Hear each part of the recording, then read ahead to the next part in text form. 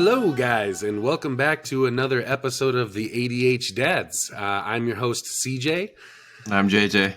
And today we have a very special guest with us. We have life coach Kamini Wood. She is empowering her clients to take back control of their lives, helping them identify needs and helping to set boundaries, learn communication skills and styles and mindset shifts to uncover their full potential. She's the host of the podcast RiseUp, Live Joy Your Way, and is an author of the books Doing Your Best and Life's Gentle Reminders. And today she's joining the ADHDads to discuss anxiety and how it shows up in our lives and the lives of our kids, and what tools and methods that we can use as parents to help our kids. And then we're also going to kind of talk about a topic that's kind of near and dear to my heart. She kind of helps people identify toxic work environments and what that looks like and kind of what questions to ask themselves. And me coming from a career change from Hollywood in the entertainment industry and film and TV for the last 13 years to a now stay-at-home dad and host of this podcast with JJ. I thought like that, man, my brain was spinning with some really great questions to ask her. So I'm excited to have you on, Kamini. Please say hi and introduce yourself. Tell us a little bit about your practice and what you do and what you brought you here. Hi, CJ, JJ, everybody. Thank you so much for having me. Yes, I'm Kamini Wood. I'm based in North Carolina, originally from Connecticut. I am a professional coach, which I actually hate that term. I'm not going to lie. Really what I'm trying to do is I'm helping individuals reach their own personal human potential. I mean, if I were going to sum it up in one statement, that's what it comes down to. Really, I'm on a mission to create the one safe space that my clients know that they can count on 100% of the time, that they get to show up and be exactly who they truly are without having to wear a mask, without having to hide, because it is the one space that they can count on in their world where it's completely safe, and whatever they need to unpack, we unpack together and they figure out where they want to go from there. So that's really me in a nutshell. Personally, also, I am mom to 5. So I've got my own brood of they're not really kiddos anymore. Some are still young. They're ranging in age from almost 22 all the way down to 9. So 5. Wow. What an experience, huh? Wow. So 22 and 9, and that's your biggest spread, huh? So that's the biggest spread. That's the biggest spread. Yes. And as of the timing of this recording just last night, the middle child went off to prom. So, it's all these milestones along the way. Yeah. That is cool. And I can tell you, because life with 3 can get pretty wild around here, let me tell you. So with 5, I can only imagine. I came on when, I'm a stepdad here to 3 lovely kiddos. And when I came on, the oldest was 5 and the youngest was 3 months. So I got thrown right into that mix with 3, and JJ just came out here with a family vacation with his 1, and he saw all the complexities of 3, and I saw just the complexities of 1, and man, I would love to hear the complexities of 5, because I'm sure there's lots of fun always. There is always something, and it's quite fun because a lot of people are like, well, you got the older kids, and I'm like, yes, but their needs, problems are just a different set of needs and issues. And so the momming never stops, much like the dadding, right? Yes, exactly. And, that's what I find so fascinating too, is like, these 3 kids can come from the same 2 people, but man, are they sure different, huh? And need so many different things, and the way that we parent them and the way that we show up and the way that they express themselves. So it's always really, really cool to see that expression of personality in the 3 kids to, I'm sure, 5 for you. So yes. They all have their own personalities, and they all have their own ways of solving problems. And so it keeps it real. So what brought you into this work? What got you inspired to help connect to people in this way and help them find their purpose? And what were you doing before this work? So that's a great question. Honestly, if I were to really track it back, when I was 7 years old, I had this idea that I wanted to help people. And then, you're 7 and you don't really necessarily follow those goals or dreams. And so it kind of fell by the wayside. I went into the business world, was a project manager in the .com industry, really. And what that meant as a project manager, for those who are familiar with it, you do a lot of resource management and also you're managing projects. But what that means is resource, time, the schedule of everything, and bringing it all together. The part that I loved about that role, of course, was the resource management part, really helping individuals figure out what they needed in order to be their best self when it came to producing the projects. Transitioned into running my husband's law practice for 15 years, actually. And again, found myself in that role. I did everything, but loving the helping the individuals figure out what they wanted in their professional world, but also in their personal world. I do think that I'm a very empathetic person. And so people naturally feel heard, and they would share lots of stuff that was going on in their worlds. So all of that was happening professionally. From a personal perspective, like I mentioned, mom of 5. So my children are the best teachers that I have ever had. They are the best mirrors that I have ever had. And so I was starting to see my kids show up, especially my middle daughter, with a real people-pleasing tendency. So I will say that my kids are high achievers. My oldest is currently a professional ballerina, and my second oldest is playing Division I lacrosse right now. So they themselves have a personality of high achievement. But I was starting to see that perfectionism as well as the people-pleasing show up in their lives and worlds. And I recognized that was coming from me. That was coming from what they were seeing me do, how I was showing up and how I was behaving. So I did take a step back and do my own personal self-transformation and evaluation of what was that about? Where might I be people pleasing? Where might I be leaning into perfectionism? And recognizing that came from just how I grew up, and my story along the way, and recognizing where it was starting to hold me back. So while, yes, I was running my husband's practice for 15 years, and I don't look back on that with anything but pure joy, to be honest. But I recognized also that I was leaning into the making sure that his dream was being fulfilled, and that it was putting myself kind of in the backseat. Like, what does Kamini really want? What is it that I really am looking for? So I really did a lot of work in terms of recognizing that somewhere along the way, a lot of my needs and my own identity had started to morph into what can I do for other people? So when I went through that process, and then of course you couple that with my professional training and what I really actually got my professional world, I realized that these were two things that needed to be brought together. And so that's when I really dove into the training and the certifications and different modalities to really help individuals figure out where they might be holding themselves back, or they might be leaning into old stories or old beliefs that aren't serving them anymore and are holding them back from moving forward where they want to go.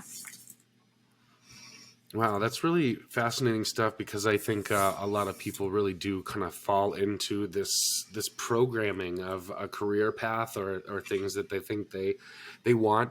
A story that is coming up for me is, I've been down this journey of wanting to be in film and television, and it was this thing that I had as a little kid that I wanted as a 6-7-year-old, right, be a rock star and come out here, and I made that push at a very early age.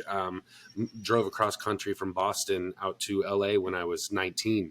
And saved up enough money to get my own place and kind of start doing stand-up comedy and doing auditions and going down that path. And it was all passion, all dream focused, Yep. And I remember when I was moving out to make that transition, my dad sat me down and he played me a song.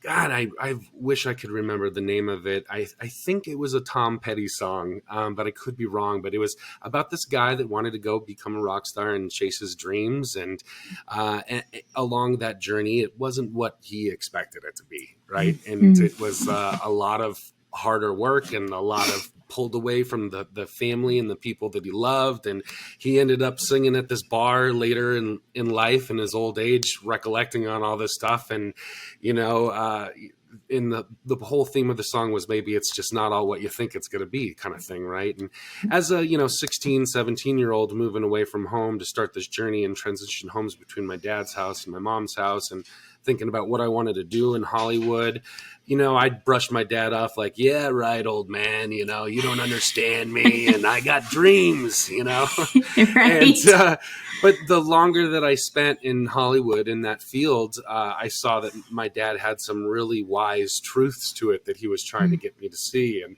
maybe he didn't have the vocabulary at the time, which is maybe why he went with that Tom Petty song or Neil Young song or whoever it was. I've literally been going on a journey trying to find the song, and I cannot find it. So any listeners out there that know what song I'm talking about or who sings it, please put it in the comments, because I'm dying to know. I've been looking for this song, but it's always stuck with me, that memory, and how true it is. We can get so caught up in this expectation of what our dreams are and what we want to do, and what do we do when we are caught in the middle of this and see it isn't what it's meant to be. And for me, it took me a good 16 years in Hollywood, and I can't tell you how many interviews I went in, Kamini, where they said, this isn't a job if you want a family. If you're looking to have kids, this isn't the career for you. Mm-hmm. And again, it took me 16 years of brushing them off like, I'm right. All right, old man, I can do it my way. You'll see, and it wasn't until I got involved in this relationship and had gotten divorced and didn't have kids and was really analyzing that. And now here I am in this new relationship with this woman that has 3 kids and, a baby, and does need a lot of attention. And I was still getting that pushback from Hollywood. It came down to a make or break moment. It wasn't a make or break moment, but for me, it was a light switch moment where my boss, it was a Halloween, and he said, we're working on Halloween, and Halloween's not an important holiday, it's just Halloween, but it was the way that he phrased the next thing. He just said, fuck your kids, fuck your wife, you're working on Halloween, and it just was like, here I am for the 15th, 20th time I'm being told this, and these kids and this woman and this life I'm realizing is so important. What do I do? So I wish I had someone like you to kind of that had walked that path before, and that you use a lot of your mentoring and coaching with a lot of your clients to dissect that kind of situation. Because, I think a lot of people, a lot of families, a lot of men, a lot of women end up in those kind of career decisions of what do I do, these midlife crises. Yeah. That's so true. And also it's interesting you're saying what you're saying, because I was just in a client conversation recently talking about this very thought that it's, we also have this idea that we can't change our mind. We've made this decision that we're going down this path. And so it's like this mentality of we've just got to stick to it now that we've committed to it, especially when dad's saying certain things and you're just like, nope, I've got this. I'll figure it out. Or the boss is saying you can't have this, and no, I'll figure it out. And so then we get stuck in what if I want to change my mind? What if I'm realizing maybe this isn't the thing that I want to continue doing, and then giving ourselves permission to shift. It's a big one for a lot of people. So let's backtrack a little bit too, because I know I kind of went on a tangent too, but I would love to know, like, what did family life look like for you growing up? This is a dad show. I always love to know about like what your relationship was like with your dad, and maybe some of the things that he taught you. And so, what did childhood look like for you, and family life? And you have any brothers or sisters? And yeah, so I grew up in a small town in Connecticut. Both of my parents were actually immigrants to the States. My mom came to the States when she was 13, dad when he was about 19 or 20. So it was my sister and I, and then my parents. Honestly, I don't have complaints about how I grew up. A lot of times people will say, well, what's the big trauma? and that's why I say to my clients like this, sometimes there isn't a big trauma. Sometimes there's not. It's just experiences.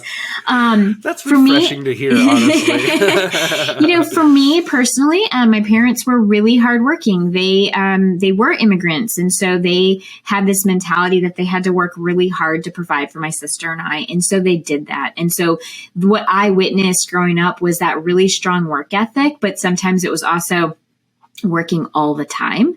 Yeah. But I will say that I never felt unloved by my parents. It was just my like my drive and my sometimes not being able to turn off work absolutely comes from that narrative, though, because I saw my parents doing that, right? And so that became normalized for me.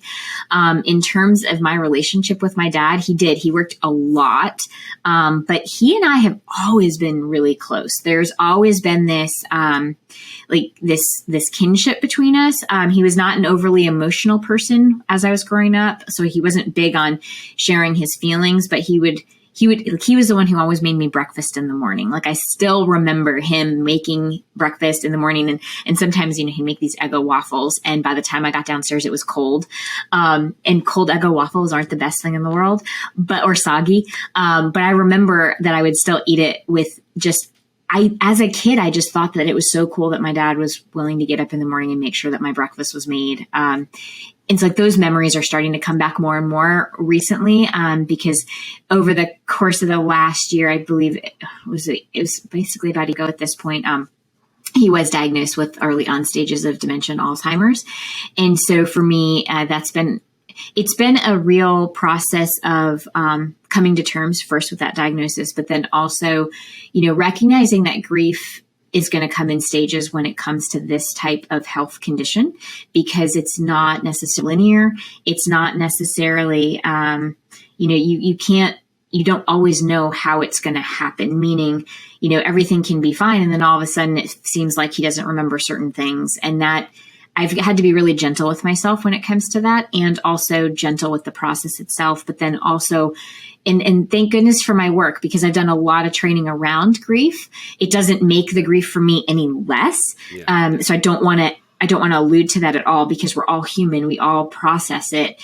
But at least that awareness has helped me a little bit more, because when I start to feel it, it is truly about honoring it and recognizing like, this is really hard. And it's really hard because he and I have always been really, really aligned. Like I'm very similar to him, but then also there's just, when it came to knowing that he was going to be there, I didn't ever question it. Like I just knew without a doubt that he was there. And he always, to this day, every time I say bye to him when I leave, because my parents live about 25 minutes from me, he always says basically the same thing to me when I walk out the door. And he still remembers that, which is pretty cool. That's beautiful. Yeah. Yeah, I remember my grandmother when she was in the last year of her life and that dementia.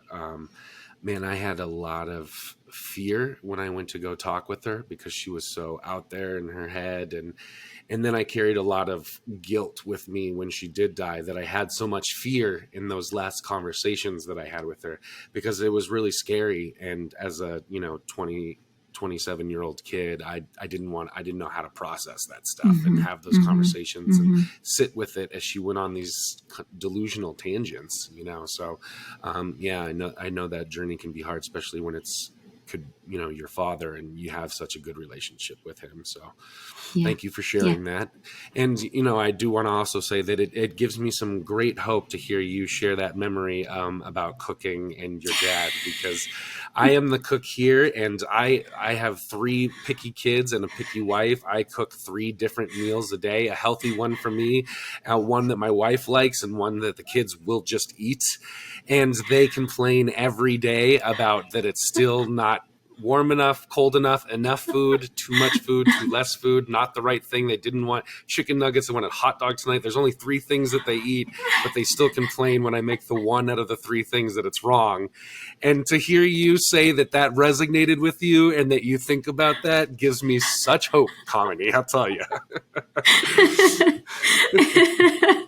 It's so funny that those are the things that I remember too. Like I remember clearly I'm not going to show up as like the healthy person right now. Eggo waffles and Pop-Tarts. It was the staple breakfast, and my dad absolutely, he showed up every morning and he made sure that something was there, or the soggy life cereal. It was one of those 3. And, well, the summers that I spent with, the summers that I spent with my grandma in the kitchen are why I have such a love and connection to cooking. It really is such a peaceful place for me, and I really don't mind doing it for the family.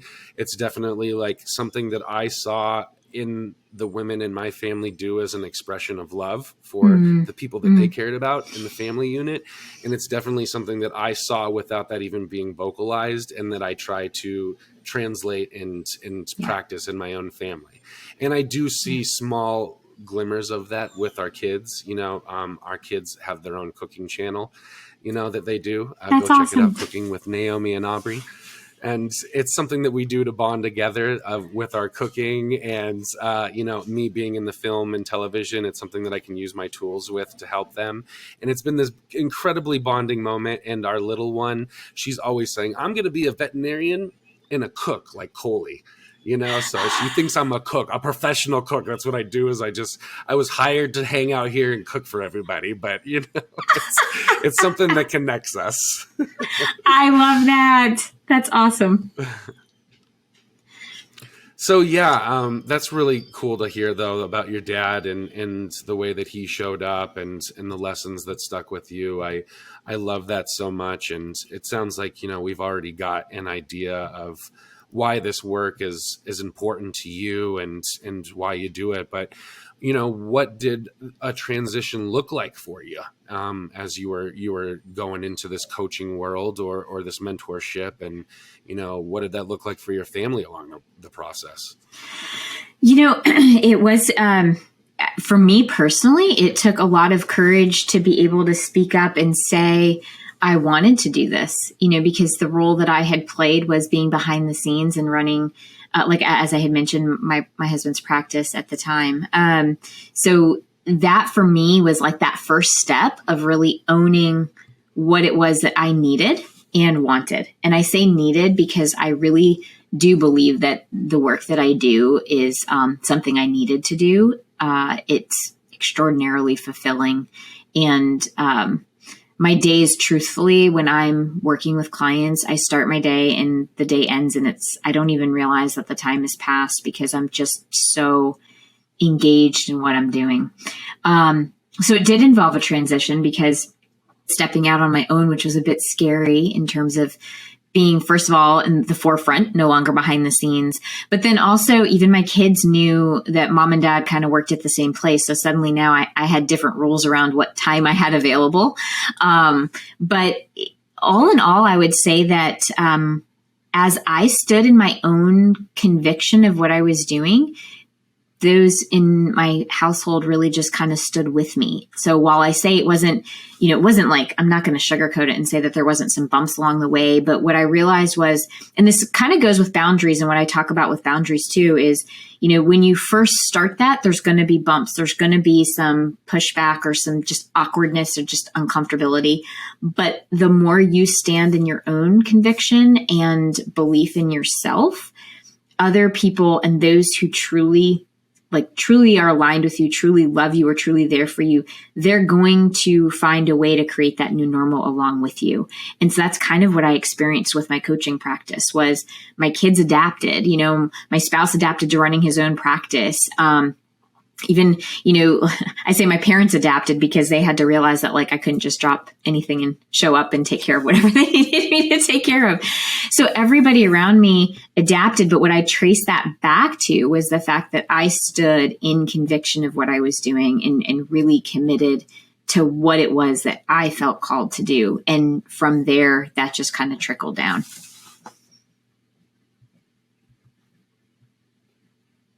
That's really amazing to stand with your convictions and then get the support of the people around you. Maybe not immediately, but as they as they go through this with you, they recognize the value and where you are at. And that actually makes me think about this whole conversation about my parents and where I came from and where I'm trying to go with my life career path. Just kind of a brief history there. My father at one point had 6 jobs, and one of them was a full-time job and the rest part-time. And he very much is the belief that, of the belief that hard work does pay off and provides, us with the things that we want and the things that we desire.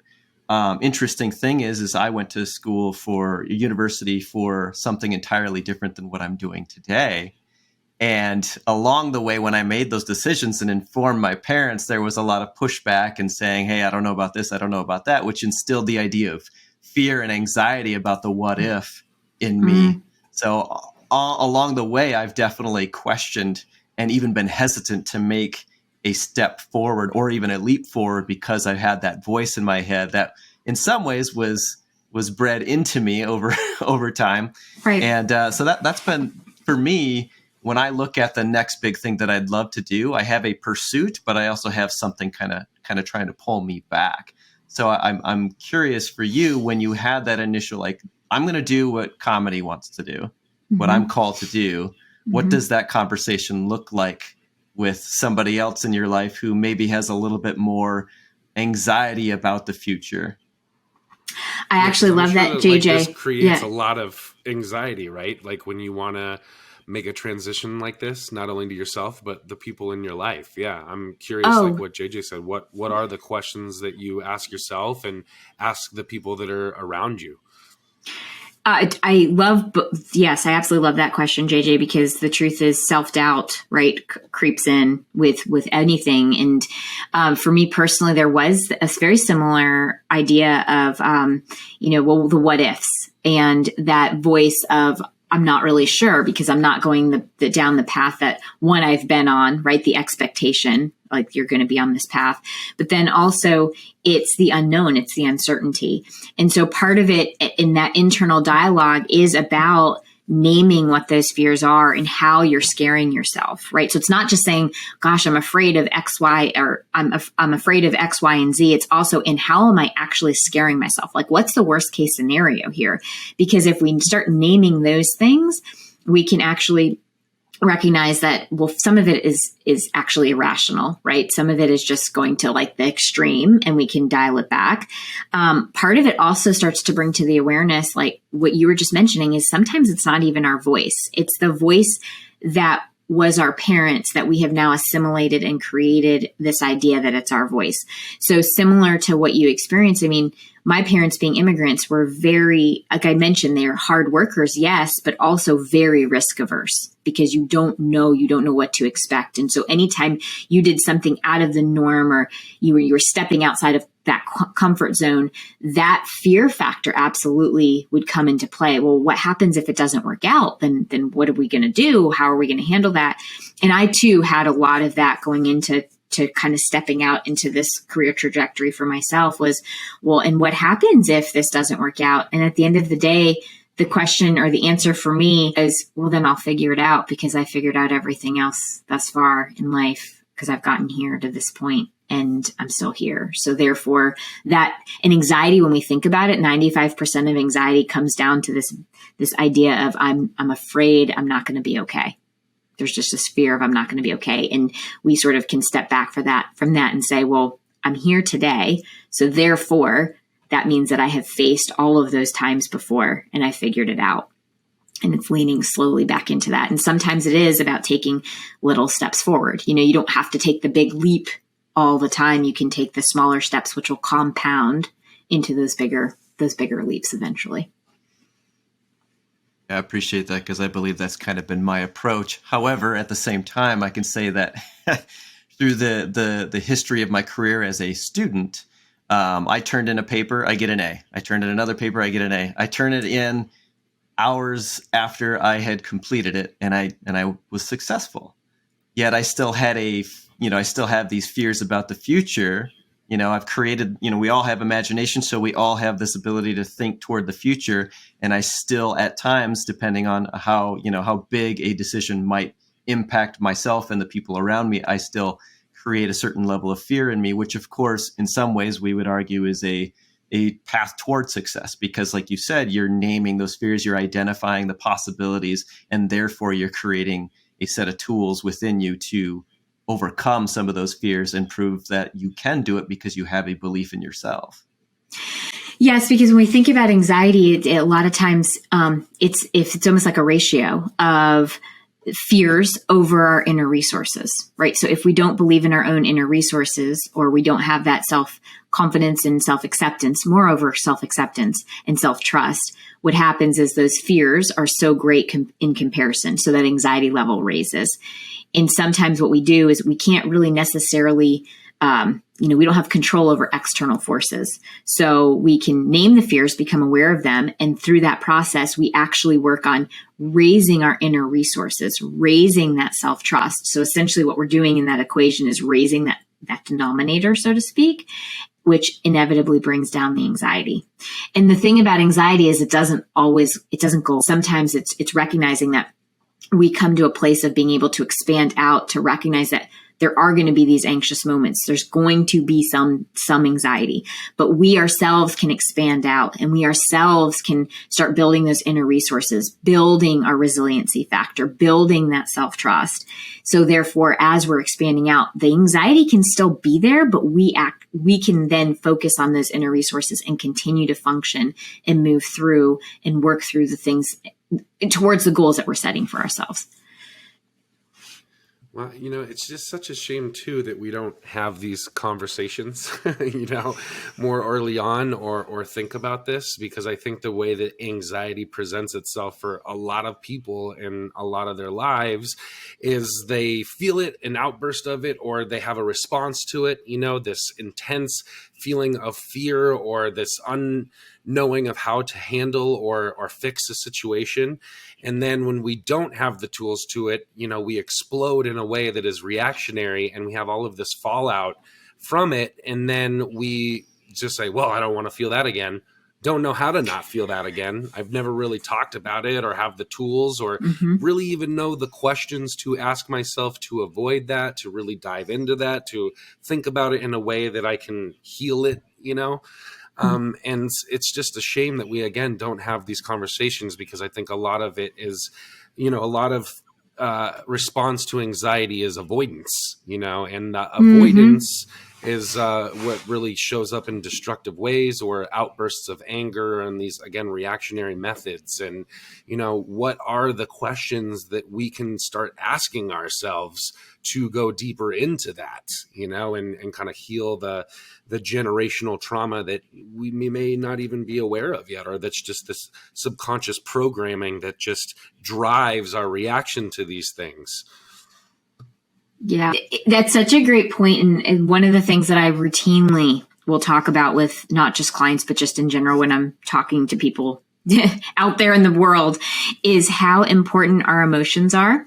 I think so often we do not give ourselves permission to just pay attention to how we're feeling. It's almost like if we're feeling a feeling that's deemed a negative feeling, we are trying to get over it super quick or push it aside. And if we're feeling a quote unquote positive feeling, then that's okay. We can kind of sit in it.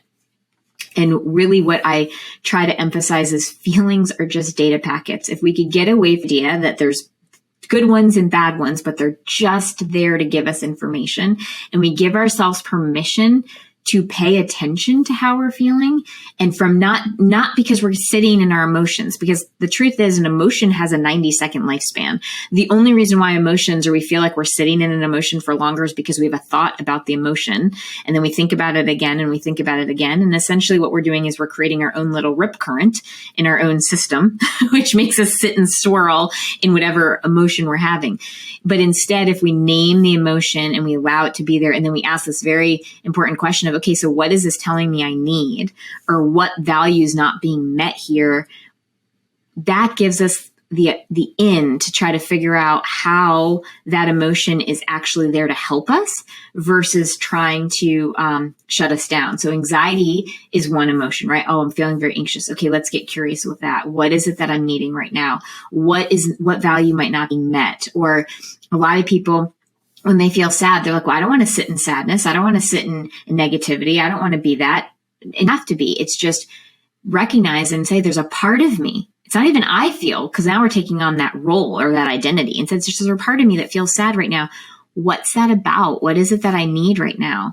Or what value is not being met? Those are ways that we can get that inside track, so to speak, of figuring out what we might need to, what action we might want to take or need to take in order to continue moving through the emotion rather than allowing the emotion to take over. And where does this work take place?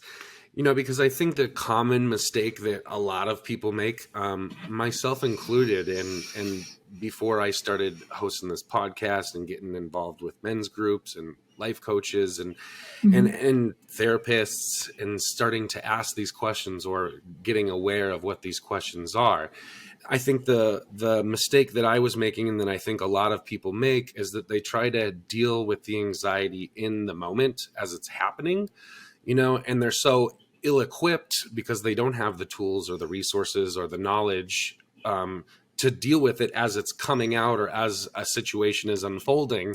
And that's when we really think that the work is done. Or if I just had this thing, I could stop this emotion or this response or this anxiety, and I could heal it while it's happening. Where I feel like the important work for me was the 90% bulk of it was all of the stuff leading up until that moment.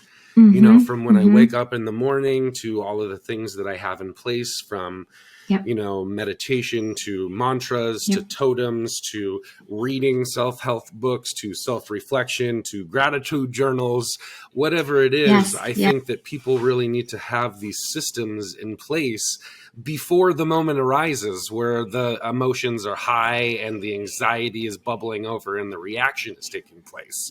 Which is why I love talking to, people like you and other coaches and mentors, because it's not just something that happens when something is going wrong, or somebody that you call when things are going wrong. It's something that you do and conversations that you have every day in the moments leading up to those.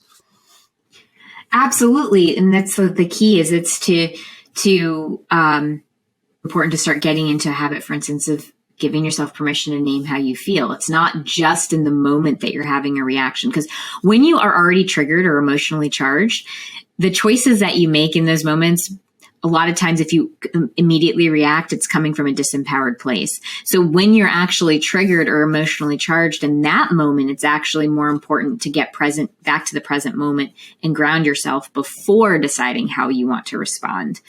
But in terms of the work and when it's done, this is when it's really about coming back to, how do I treat myself on a daily basis?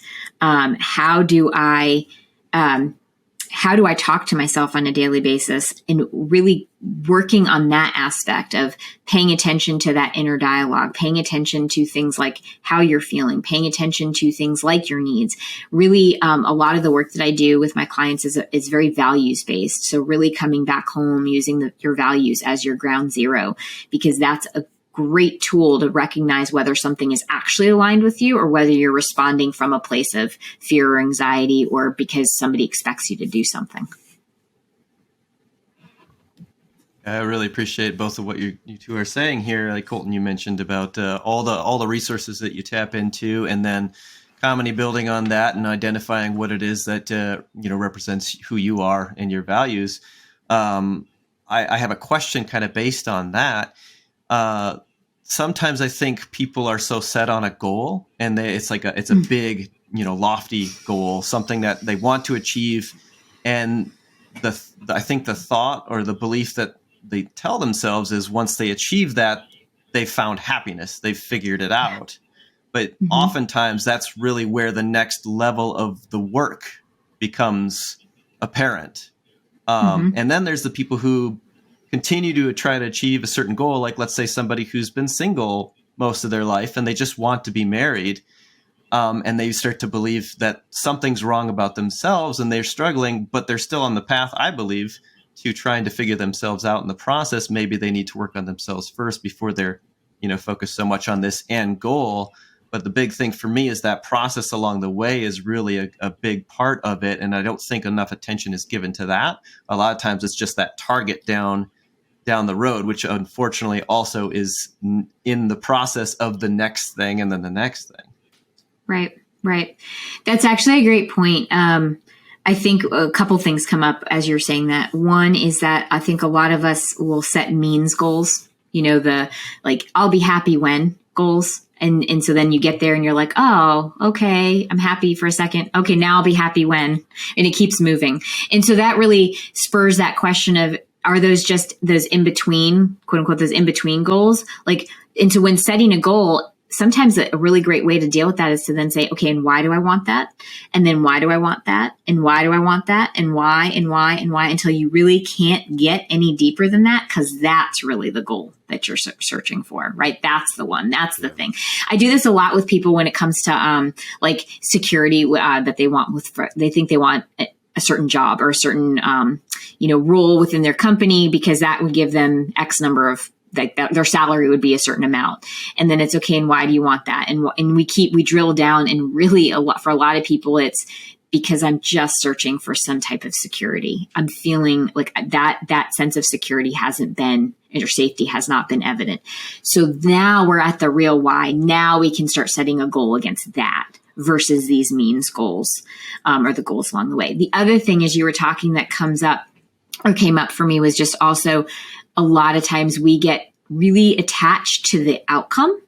And so we're so focused on the outcome that if it's not evolving the way that we thought it was going to evolve, or the way that we envisioned it, that's where a lot of anxiety comes from as well. And so if we give ourselves permission to set that intention and then come back to the present moment, this is where mindfulness comes into practice. I'm in this moment right here, right now. Now we're present for the process of working towards that goal. So it's not that we're detaching from the goal, but we have the goal with a little bit of non-attachment, meaning I'm setting this goal, but I'm also going to allow it to unfold as it should. And then we're present for every step of the way. We're present for the process. So when we get to that goal, we have that sense of completion, and we can actually feel fulfilled with the goal that we've just achieved. I hope that made sense the way that I described it. No, yeah, it totally makes sense, because, I think a lot of people just want better or more, but they can't define what that looks like or how to necessarily achieve that. And then they just get stuck in that repetitive cycle of just wanting more and better, but not knowing how to get there, and feeling less than because nothing is ever more or better, because they have no strategy. And something that JJ and I have heard and kind of live by, is to really uncover the true motives of somebody, you need to ask the question why 5 times, and they kind of give you the surface reason why the first time, and then you ask why again. And, it could be something as like, why do you want to lose weight? Well, I want to look better. Well, why do you want to look better? Well, because I want to be able to run faster and, keep up. Well, why do you want to be able to run faster and keep up? Well, because my kids have a lot more energy than I do, and I want to be able to keep up with them. Well, why do you want to do that? Well, because when I was a kid, my dad didn't really keep up with me. And, I didn't. Well, because he had overweight problems and I was overweight. And that's when you get to the real reason of the why, So yes, I think and JJ and I just did an episode a few episodes back about core values and uncovering core values and how do we get there. And it sounds like that's what really kind of your first step with your clients is like, how do we uncover your why and your how? Why is this important to you? And how do we get there? And, those are the steps that easily get overlooked because they're the hardest things, because we have to structure and organize and implement. Yeah, they get overlooked. And also a lot of us haven't slowed down enough to give ourselves what are ours. We are brought up and we're children. We go into teenage years and then we go off and we're now suddenly adults. And so a lot of times we're still operating on someone else's either beliefs or someone else's values or what is their why. And so taking that time to figure out what our why is or what our beliefs are, what our values are, is that real first step, because that's when you're starting to have that autonomy over what it is you're choosing to do. And I think that was so important as I was going through my job transition, because I felt a lot of external pressure and forces from culture, society, my dad. You're a man, you need to be the financial provider. You should have a full-time job. What is your worth if you're not providing in that way? And I had a lot of pushback from a lot of friends going into a relationship with a woman with 3 kids, and my dad, and and the traditional kind of misogynistic programming that goes along with that. Becoming a stay-at-home dad, I got a lot of things about, well, I can see who wears the pants in that relationship, and that was hard. That was heavy, and that was kind of beating me down and really echoing in my ear. And it really took some, patience with myself and some confidence with myself to say, no, that's not my voice in my head. That's this, that's dad, that's society, that's culture, that's the commercial, that's the Old Spice commercial, and all of these things. And I wouldn't have been able to get myself through that, I think, if I hadn't really sat down with men like JJ and mentors and really figured out what my core values are, how I want to live my life, how I want to filter my decisions and my experiences through. Because if I didn't have that to anchor me, you're right, the noise, the external noise from everyone else gets really, really loud, and it can beat you down and really, really take away your self-worth. So if you don't have what's grounding you and what you're working towards and the why behind that, it makes this process a lot more difficult. It absolutely does. And it also, when we don't have that grounding ability to know our why or our core values, that's when I think we are susceptible to those toxic relationships, right? Or the toxic, not just personal relationships, but it happens in the workplace too, because we are trying to potentially live up to someone else's expectations, or we feel like it's not okay to have those ideas or beliefs or needs for ourselves. And so that's when it can become very toxic, because we start living to someone else's expectation. So how do we challenge those types of distorted thought patterns? That is a great question. And the truth is, for the very first thing, honestly, is to come back home to self. What is it that I truly value? What is it that I truly need? And what is it that I truly want? And then it is also about taking time to figure out where you need to set boundaries. What is okay and what's not okay? Those are like your two main questions.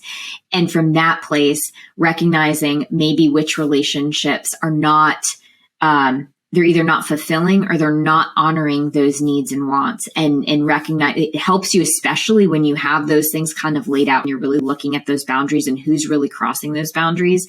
That is a great way to illuminate for yourself where those toxic dynamics might be. And from that place, it's really important to step into observer mode and recognize, okay, so what's my part in this? Because all people have a part in any type of a relationship. It doesn't matter whether we're talking workplace or personal. It's what's my part in this dynamic? What am I willing to do to maybe shift this pattern? And then you can do that, because that's all that's within your control. If the other person isn't willing to change or isn't willing to shift the pattern as well, that's when you can actually release it without as much guilt. I'm not going to say that it's easy to release it. It never is easy to release it or to walk away from a situation. That's, I don't want to throw any type of toxic positivity out here. Like, it's fine. It's totally cool. It's about recognizing that it's going to be difficult, and also knowing that you've done what you could within that situation to change up the pattern. And you've done what was within your autonomy and your control, because you can't control the other person. And then at that point, giving yourself permission to walk away from it. So what does that process look like in a work environment? Because sometimes we're left with supervisors where the external forces are a part of our daily routine, and maybe we don't have a lot of autonomy or power in that situation. So what kind of questions can you ask yourself, or what kind of boundaries can you set in that kind of environment? Yeah, it all depends on sometimes the hierarchy too. Like, I know, like in the arts industry, there's not always a hierarchy to follow. I'm just sort of using, because I work with musicians and dancers. And so a lot of times there isn't this hierarchy that you can use, or rely on, but it is to kind of take a step back and look at, okay, again, first you start with yourself, and then it's about, who do I need to communicate to first? So when we're talking about like the standard hierarchy, you manager, somebody that you can try to have that open communication with, and really being clear of, this is what I'm experiencing, this is what I'm feeling, this is what I'm needing. making that request of your manager. When we can't get anywhere with that and we've exhausted all of the routes of, using human resources, things like that as a way to work through the issue that we're having, then it does come down, for some people, it really does come down to doing that inner talk and inner dialogue and giving yourself permission to say, I've done what I can and I'm going to leave. That's the really important dialogue. We can have all these dialogues along the way, but that's the most important one, because that's the one that generally we have to get over this idea that we've failed. Because usually the reason why we stay in a toxic environment is because we're still telling ourselves, I haven't done enough, or this will get better. The person's going to change. I'm a failure if I leave this environment. And that's the most important conversation, is to recognize it's not a failure if you have chosen that something is no longer healthy for you and you're willing to honor yourself and find a different environment or a different way of working that's healthier for you. You are actually stepping into self-care at that point and taking care of what you need versus, you're not failing. You're actually honoring yourself. It's almost the antithesis of failing. Well, you talked about releasing that, right? And I'm curious, do you mean more in like the physical sense of walking away from a job, or more in like an existential emotional sense?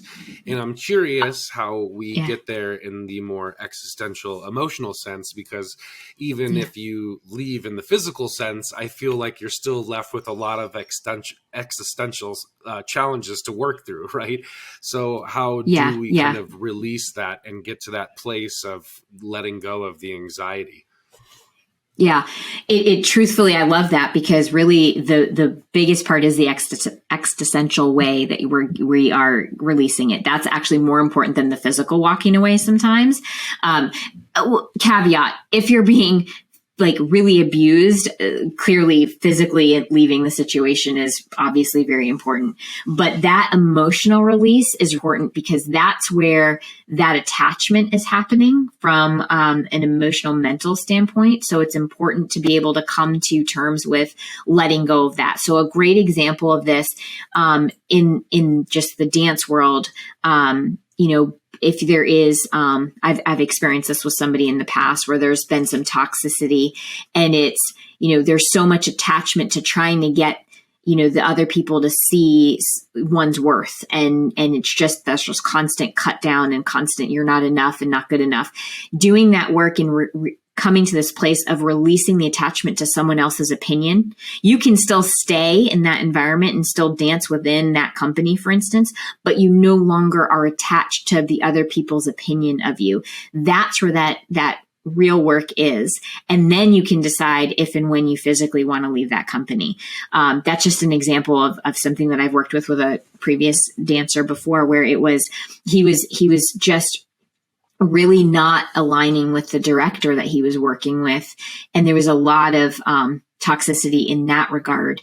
And so, because this was the director, so you want that person's approval, right? Because they're in charge. It's coming to this place of recognizing I don't actually need his approval. I do my craft and be really happy with it for my own purposes and my own self. Because again, we go back to the why. Why am I dancing? Well, I dance because I love to dance. Coming back to that allows the detachment from him and his approval as part of that toxicity. Eventually he ended up leaving the company, but he didn't feel pushed out. It was actually his choice at that point.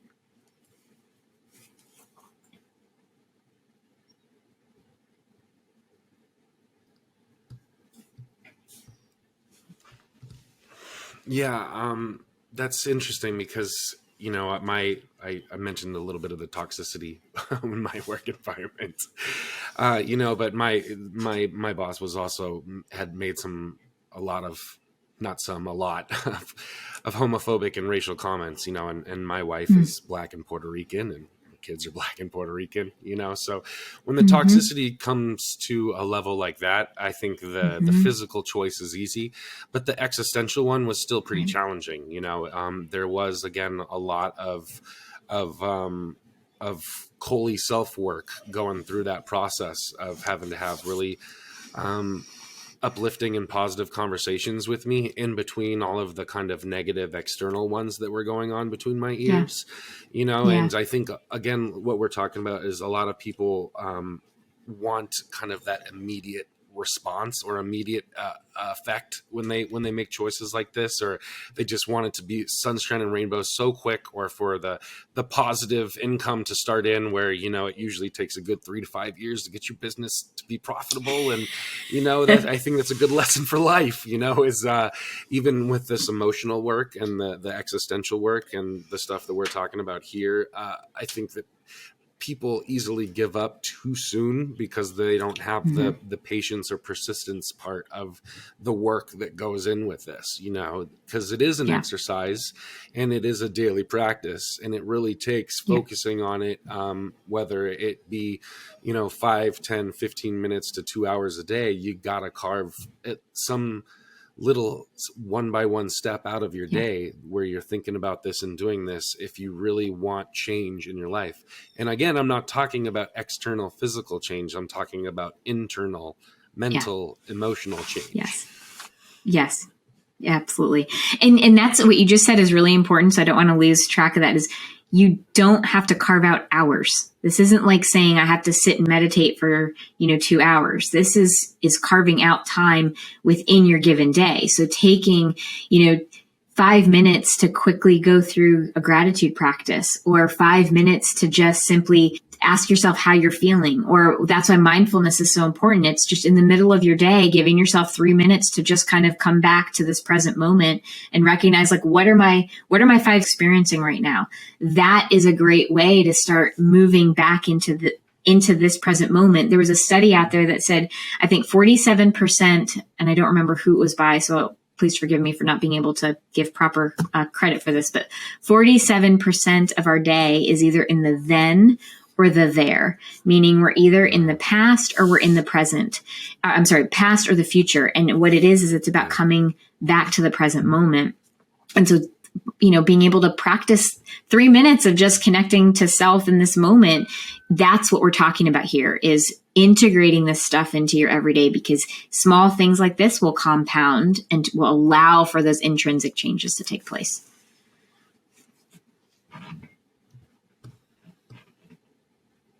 That's a beautiful lesson, because I just think about the many times where I have a free choice opportunity in my day and I take, my dogs for a walk, and that's an opportunity to just be present with myself. And I find that such a great, I wouldn't call it escape, but a self-meditating opportunity to really just be present and let myself be without having any expectations placed on myself for the next moment.